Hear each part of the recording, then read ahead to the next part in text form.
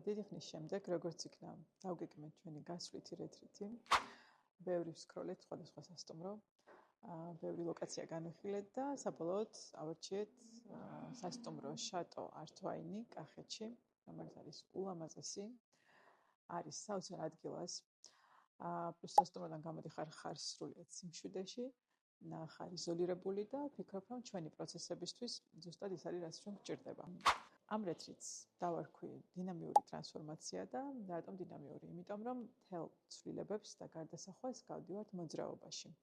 ამ რეტრიტის უმთავრესი ფაბულა, დავიტყოდი, რომ კონცეფცია არის ის, რომ ვიცვლებით სხეულით, ანუ ვიცვლებით პროცესებით, რომელიც გაივლის სხეულზე. რეტრიტის პროგრამა მოიცავს ჯგუფურ კონსულტაციას სოფიასთან, რომელიც მოგცემთ რეკომენდაციებს.